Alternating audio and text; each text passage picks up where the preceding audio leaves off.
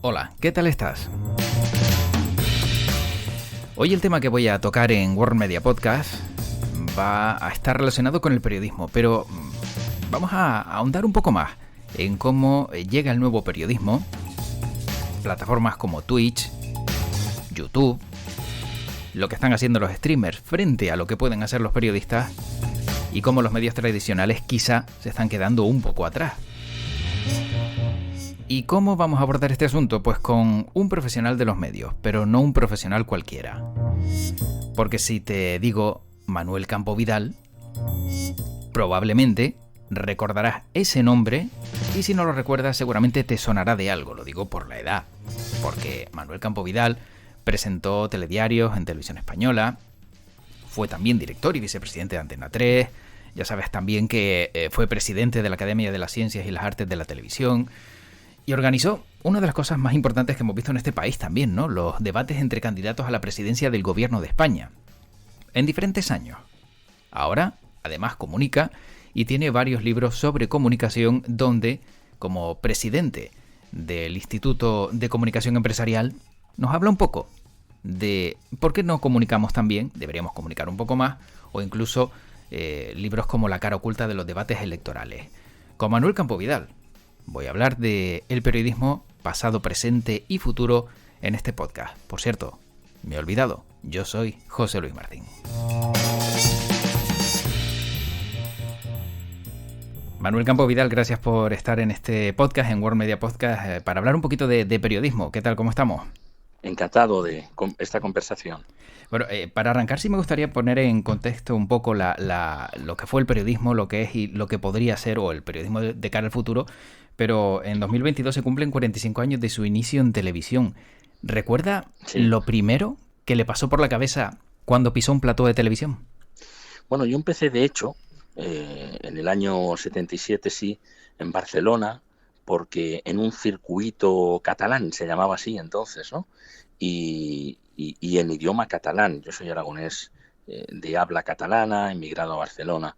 Bueno, para mí fue un salto espectacular porque además era una televisión democrática y ese año, 1977, fue el año de las primeras elecciones en este país, cuando se recuperaron las libertades. Hasta entonces la televisión había sido muy cerrada desde el punto de vista político y muy directamente al servicio de la dictadura. ¿Y no le tocó en ningún momento ningún tipo de presión en esa transición, en ese salto democrático? ¿Pudo vivir con libertad el periodismo? Yo creo que siempre hay presiones de todo tipo, profesionales, etcétera y tal, pero a mí realmente nunca me han suspendido un programa, salvo una cosa que hice para Informe Semanal, pero era más bien por una cuestión tecnológica sobre si las ondas electromagnéticas del pirurí, fíjate, generaban o podían generar cáncer o no. Es la única vez que yo he tenido un programa que me han quitado. Pero incluso en unas elecciones vascas, yo entrevisté a todos los candidatos, desde Chiqui Benegas por el PSOE, candidato al Endacari, ¿no? Ardanza por el PNV, etcétera, y yo planteé que había que entrevistar también al representante de Herri Batasuna. Hubo mucha resistencia, digamos, en la dirección, pero al final acabaron aceptándolo y entrevisté a un abogado de Herri Batasuna, Iñaki Zenaola. Bueno, yo creo que, sin hacer heroicidades, pero también los espacios hay que razonarlos, pelearlos, no conformarse, y bueno, y hay veces que también esquivar el toro cuando viene de frente a por ti, ¿no? Claro, porque además, bueno, siendo periodista y dando oportunidades con el periodismo, también se le da voz a aquellos que a lo mejor en su momento no la habrían tenido, ¿no? Como es el caso que acaba de relatar. Bueno, la verdad es que Herri Batasuna estaba muy pegado a una organización terrorista, Sí. pero es cierto que tenía unos diputados y desde su representación parlamentaria anterior, según la ley electoral, le tocaba alguna presencia en televisión. Entonces yo decía, si le toca, no somos nosotros en Televisión Española quien para ilegalizarlos televisivamente, si vale la expresión. Y de ahí, y después de tantas y tantas entrevistas y tantos informativos y una trayectoria tan larga, señor Campo Vidal, ¿cuál ha sido la entrevista de aquí para atrás que más le ha marcado, que más ha considerado que marcó su carrera? Bueno, yo creo que los debates electorales han sido muy determinantes en esto porque realmente yo organicé el primer debate electoral de la historia de España cuando estaba en Antena 3 entre Felipe González, que era el presidente, y el aspirante José María Aznar. Yo había sido estudiante de sociología en Francia y allí había visto los debates electorales y pensé, algún día en mi país habrá democracia y podremos hacer habrá elecciones y podremos hacer debates de esta naturaleza. Yo perseguí esos debates durante mucho tiempo y la oportunidad llegó en el año 93. Después es verdad que durante 15 años los debates quedaron borrados porque José María Aznar no quería debates. Había hecho aquel primero, pero no quería cuando era presidente.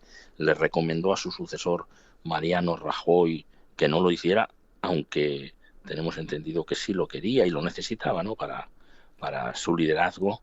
Luego recuperamos ya desde la Academia de Televisión los debates, fueron dos, Zapatero-Rajoy, yo hice el primero y Olga Biza el segundo. Luego hicimos el debate Rajoy-Pérez Rubalcaba y después Pedro Sánchez Rajoy. Ese fue el primero y el último fueron realmente muy difíciles. El primero porque no teníamos referencia y no había un antecedente y no estaba claro quién abría, quién cerraba, etcétera, y tuve que tomar ahí algunas decisiones pues complejas, ¿no? Y siempre arriesgadas. Y el último porque realmente fue muy duro y fue donde aquella frase de Pedro Sánchez de el presidente del gobierno tiene que ser, le dijo a Rajoy, a 1 metro de distancia, tiene que ser una persona decente y usted no lo es. Rajoy se echó hacia atrás y yo la verdad es que pensé que se levantaba en aquel momento y se marchaba, pero bueno, al final más o menos pudimos acabar el debate, aunque ya solo hablaron de eso y ninguna de las otras cuestiones que yo le planteé. Muy difícil, francamente. No tuvo que ser agradable, ¿no? Verse en una situación donde una persona se siente completamente indignada por una frase de su contrincante y verse, pues Manuel Campo Vidal en medio como moderador, ¿no? Lidiando con ese caso. Bueno, el moderador también acaba agotado, ¿no? Claro. Y tiene su tensión y la tensión es realmente muy alta. Pero bueno, ellos tienen la valentía de exponerse ante 10, 12, a veces 13 millones de personas a discutir unos asuntos que pueden ser determinantes para la vida de los ciudadanos y saben que uno de los dos va a ser presidente del gobierno y el otro solo líder de la oposición. Yo siempre he querido tener un papel secundario porque creo que los protagonistas son ellos. Y yo creo que parte, digamos, de la aceptación de mi figura como moderador era que ellos sabían, los asesores, las direcciones de los partidos, que yo no quería ser más protagonista, que ya era mucho de lo que las circunstancias te planteaban, como acabas de decir, sentado entre ellos dos, pero que no era mi momento, no era yo quien para dirigir, como me dijo una vez un negociador, hombre, preferimos que seas tú porque tienes algún colega que aprovecharía la ocasión para dirigir un mensaje suyo a los españoles. Vamos, aprovecharía la ocasión para intentar declinar un poquito la balanza, ¿no? Bueno, para poner opinión y tal, y tú no Claro. estás allí para opinar, estás para ordenar el tráfico. Efectivamente. El tráfico de las palabras, de las ideas, ¿no? Y en el libro La cara oculta de los debates electorales de Manuel Campo Vidal encontramos algún secreto que no se haya contado y que solo podamos leer y que no se haya sabido de estos encuentros electorales. Sí los hay también. Incluso de un antecedente. Antes del debate televisivo de 1993, en el año 87 yo organicé un debate desde la cadena SER. Yo hice 4 años la cadena SER, acababa de empezar y tenía yo un programa que empezaba a las 12 de la noche y organicé un debate radiofónico entre los dos candidatos al Parlamento Europeo, Manuel Fraga Iribarne por el PP, Fernando Morán por el Partido Socialista. Y teníamos un problema. Fraga en aquel momento, de una manera taxativa, era un hombre muy rotundo, terminaba a las 12 y mi programa empezaba a las 12. Entonces decía, sí, yo encantado de hacer un debate y tal con el señor Morán y usted moderador, pero si encuentra la solución me llama, si no, no lo hago. Bueno, ahí se debatió si lo grabábamos ante notario, si lo grabábamos en directo a las 6 de la tarde y luego resulta que lo podíamos emitir de nuevo, etcétera, etcétera, y al final se me ocurrió una solución, lo llamé, me citó telefónicamente a su casa a las 7 de la mañana, las conversaciones con Fraga son de 12 segundos, hay que ir muy despejado, porque si no, no te da tiempo, no te dejaba acabar ni el nombre. Buenos días, dígame quién es usted. Yo soy Manuel Campo, ya esperaba su llamada, dígame. Digo, mire, el debate se puede hacer el día 27 de mayo. ¿Por qué está usted tan seguro de eso? Digo, porque ese día usted está en Las Palmas de Gran Canaria. Con lo cual, el señor Fernando Morano y yo hablamos a las 12 desde Madrid y usted habla desde Radio Las Palmas y son las 11. Me parece una excelente idea. Allí estaré. Buenos días. Bueno, pues ahí resolvimos la cuestión. Ahí resolvimos la cuestión. Fraga siempre tan rotundo y, si me dejas decirlo, también tan entrañable en muchas cosas, claro, ¿no? Porque años después me permitió hacer un debate cuando era presidente a la Xunta de Galicia con su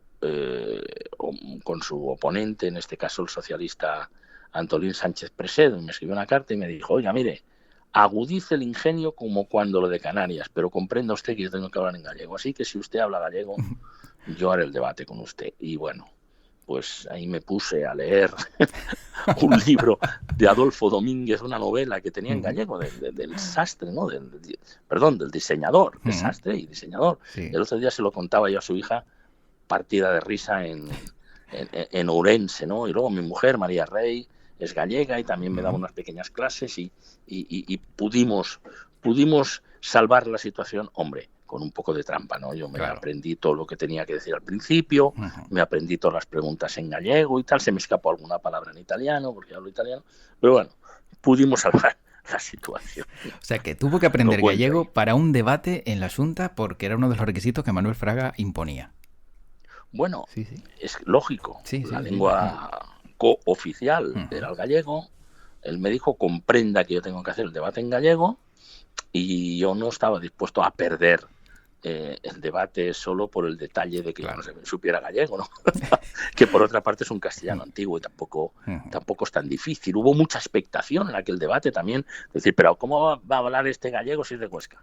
Entonces, pero bueno, tuve fíjate, un elogio, perdona que lo diga así, pero es verdad, le agradecí mucho. Manolo Rivas, el gran escritor, dijo, el gesto de Manuel Campo Vidal aprendiendo gallego para hacer el debate vale mucho más que no sé cuántos kilos, lo decía así, de una partida presupuestaria para fomentar la lengua, porque está demostrando que se puede aprender y que se puede aprender en muy pocas semanas. Hombre, bien es verdad que son de aquellos exámenes que haces un esfuerzo, estudias mucho, apruebas y luego después te acuerdas de poco, ¿no? Claro, pero bueno. Pero la experiencia queda, sin duda. Oye, pero además, salvamos la situación.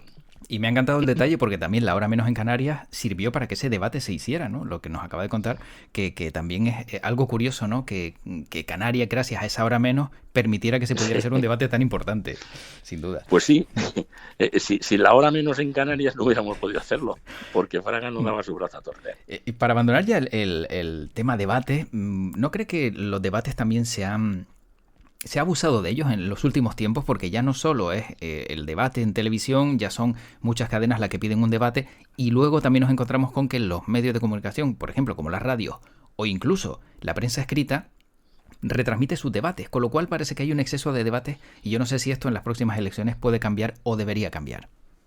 Bueno, yo creo que lo que hemos ganado en estos años es que el debate es un derecho de la ciudadanía. Tú tienes derecho a ver quien tienes enfrente de tu televisor, o a una persona o a otra o varias, a quién le quieres dar la confianza de que sea el presidente de tu país, ¿no? Yo creo que en ese libro que has citado de la cara oculta de los debates electorales que escribí contando todas estas cosas, tuve la inmensa suerte de que me lo prolongara un profesor norteamericano, con el cual hicimos muy buena amistad, porque es un analista mundial de debates, ¿no? Él no hace debates, no los organiza, pero los analiza. Y bueno, esta persona, Alan Schroeder, dice una cosa muy interesante.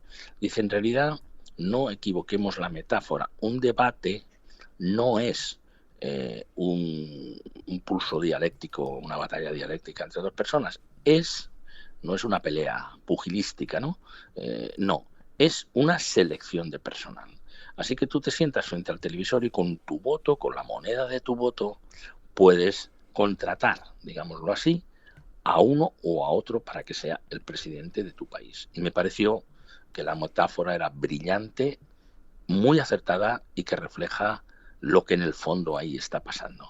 Cierto, porque finalmente hemos visto también cómo un debate puede decantar la balanza hacia un lado o hacia otro, dependiendo de la intervención de esa persona y sobre todo del voto de aquellos que dudan, ¿no? De no saber a quién Sí, va a ser su representante.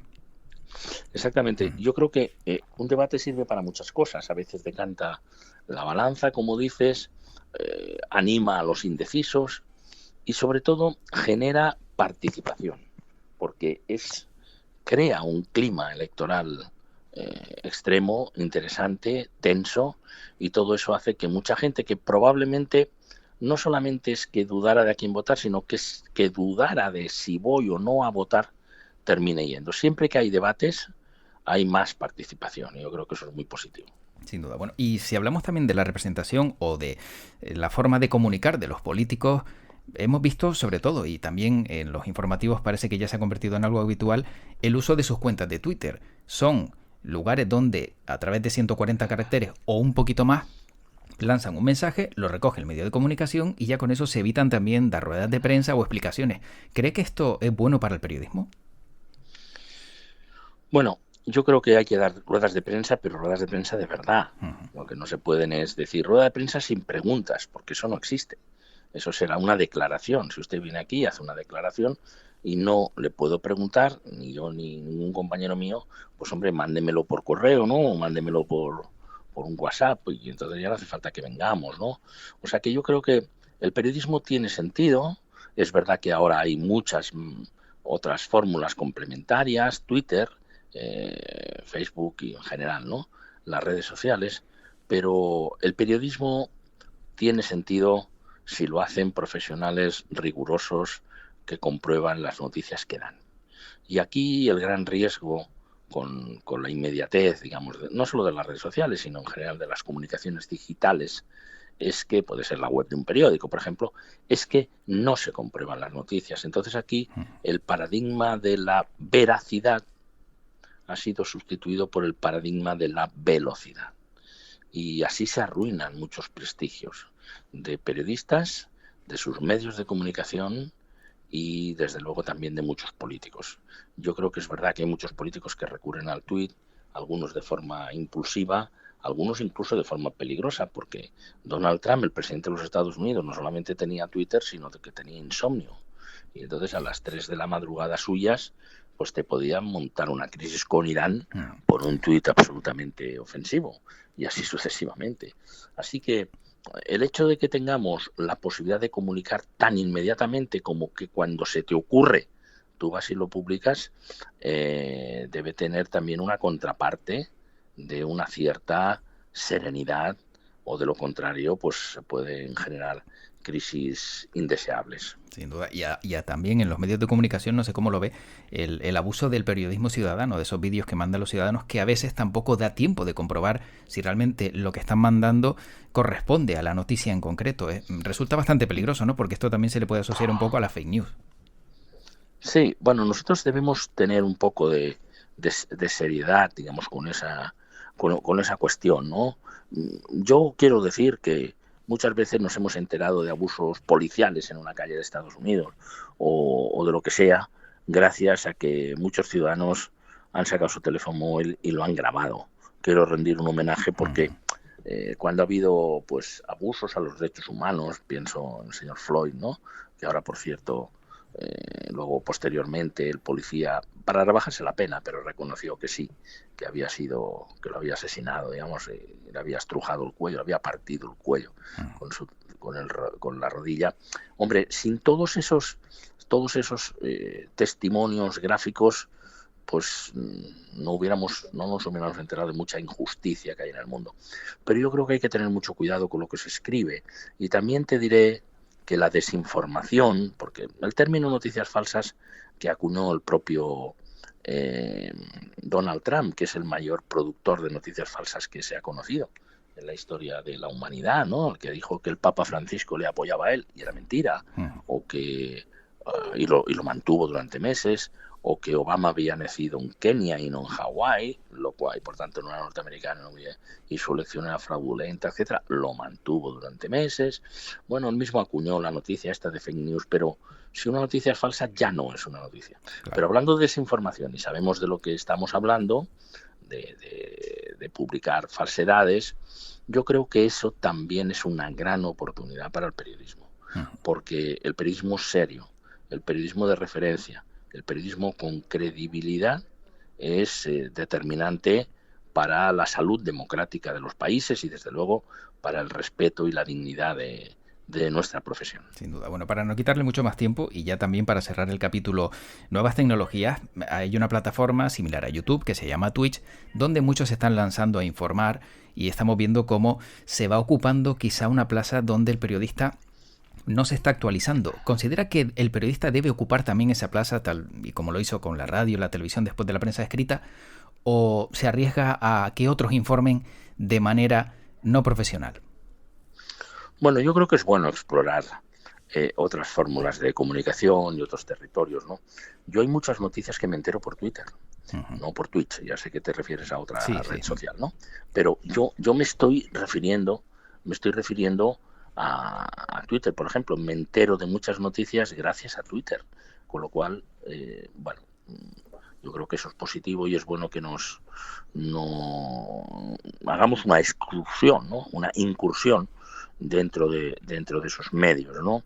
Pero yo creo que la esencia del periodismo está en una voluntad de servicio, está en un compromiso con el respeto a la verdad, en un compromiso con la comprobación de las noticias, con la investigación de por qué pasan las cosas, y yo creo que el periodismo está bien vivo, francamente. Bueno, y ya como director del Instituto de Comunicación Empresarial, y entiendo que habrá visto muchísimas personas que le ha costado o le cuesta comunicar, o dentro de sus libros, por ejemplo, por qué los profesionales no comunicamos mejor o por qué los españoles comunicamos tan mal, ¿cree que debería haber una asignatura en la educación obligatoria donde se enseñe a comunicar? Oratoria, por ejemplo. Bueno, puede ser una asignatura o puede ser, desde luego, mucha más práctica. Si de niños saliéramos constantemente a la pizarra, si hiciéramos más exámenes orales, si tuviéramos más intervenciones en clase, aunque no fuera exactamente una asignatura propiamente dicho, pues las cosas nos irían mejor. Y yo creo que ese es el gran déficit en general de los profesionales en España. En España todo el mundo reconoce, lo reconocen en el mundo, hay índices que lo demuestran, que forma unos médicos excepcionales, unos ingenieros fantásticos, bueno, y otras profesiones también. Pero el déficit de toda esa gente brillante está en que a la hora de exponerlo no es tan brillante y no se corresponde su excelencia comunicativa con su excelencia científica, ¿no? O con su excelencia tecnológica. Entonces, yo creo que España y en general el mundo latino brillaríamos más si fuéramos capaces de contar las cosas mejor, como hacen, por ejemplo, pues los americanos, ¿no? En general el mundo anglosajón. Y bueno, por esa razón existe pues el Instituto de Comunicación Empresarial, donde yo mismo, con otros colegas, estamos enseñando a comunicar mejor a directivos, a emprendedores, a políticos, a niños para que hagan mejor los exámenes, y a grupos de personas que entienden que la comunicación es algo fundamental, ¿no? Lo decía Bill Clinton, decía, todo lo que haces en el día, todo de lo que sabes es un 50% y la comunicación es el otro 50%. Así que dilo una vez, vuélvelo a decir, eso son palabras de Clinton que yo he leído en las memorias precisamente de Tony Blair, otro gran comunicador que tuve oportunidad de entrevistar en Madrid y que cita, por su interés por la comunicación, esas recomendaciones de Bill Clinton. La verdad es que son muchos los aspectos, ¿no?, que podemos hablar del periodismo, de la comunicación. Se me quedan muchas preguntas en el tintero, pero no quiero robarle mucho más tiempo a Manuel Campo Vidal, y sí tengo solo 2 preguntas y un poco más personales. Una de ellas es, ¿a quién le habría gustado entrevistar y nunca pudo? Ya fuera del pasado o incluso hasta del presente más actual. Yo creo que ahora mismo una buena conversación con el Papa Francisco sería enormemente interesante, ¿no? En otros momentos determinados, años atrás, todo el mundo pensaba quizá en Fidel Castro, o más modernamente en Barack Obama, ¿no? Bueno, yo he tenido una inmensa suerte, no he entrevistado a esos personajes, pero tengo la inmensa suerte de haber entrevistado a muchísimas personalidades, no solamente de España, sino también de muchos presidentes latinoamericanos, algunos premios Nobel, algunos actores y actrices. Bueno, yo diría que si me quejara sería infundado. Bueno, sería infundado porque he moderado los debates y cuando en presidenciales en España, y cuando eso se produce quiere decir que ambos y sus partidos y sus equipos acaban depositando la confianza en ti, y yo no puedo más que sentirme honrado, digamos, de esa deferencia, de esa confianza. Y esa confianza quizá puede tener detrás la sobriedad de Manuel Campovidal a la hora de hablar y de exponer cualquier caso, porque eso también ayuda, ¿no? No es estridente lo que se oye, no es histriónico, no es desagradable, sino todo lo contrario.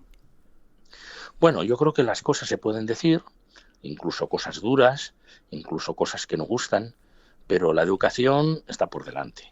Y yo creo que cuando veo a veces algunos diputados ahí dar voces y competir en insultos, sobre todo en el Congreso de los Diputados, hombre, yo siento mucha tristeza, porque creo que nos merecemos como ciudadanos, como sociedad civil, una mejor representación, ¿no? Porque dicen, no, bueno, pero es que se hace para la televisión, ¿no? Y mira, hay televisión muy digna y yo he tenido la inmensa suerte de poder hacer algunos programas muy dignos. Recuerdo hace poco, pues me encargó el canal Historia una serie que está en emisión, que se llama 40 años de democracia.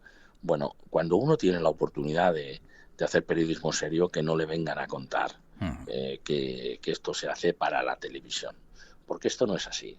Yo creo que muchas veces el que más grita, y desde luego que es inadmisible, el que insulta, está expresando su tremenda falta de ideas, y eso es lo que creo que pasa en general.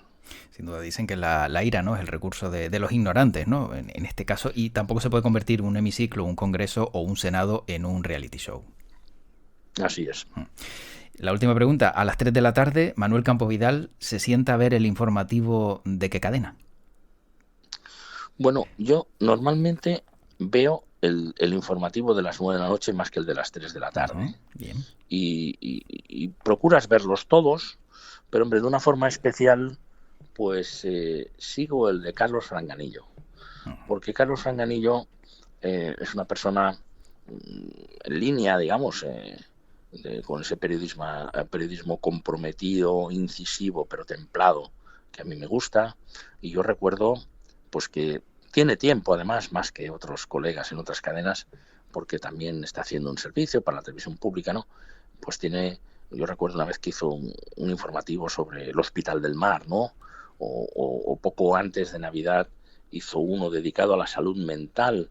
Bueno, yo creo que son grandes piezas. De hecho, le suelo escribir y felicitarle y rogarle que lo traslade a su equipo, grandes piezas informativas, pero con toda franqueza, pues trato de ver todos, pero sí sigo el de Carlos Franganillo. Bueno, pues desde aquí también agradecemos esa sinceridad de Manuel Campovidal, y seguro que aquellos que a lo mejor no le han dado una oportunidad o no ven ese informativo seguramente se decantarán por él después de esa explicación.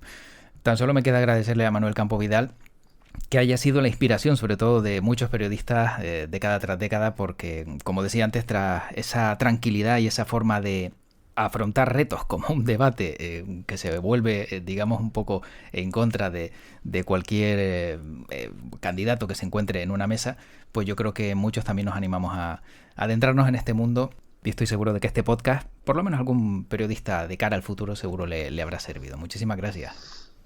Pues gracias a vosotros, encantado.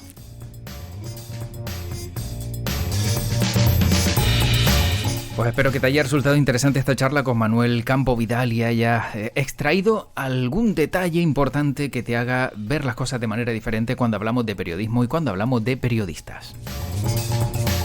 Si quieres saber un poco más de los libros de Manuel Campovidal, puedes encontrar información en la página web del Instituto de Comunicación Empresarial en isecomunicación.com, y también ahí podrás encontrar un poco, pues no solo su trayectoria, sino lo que está haciendo ahora mismo.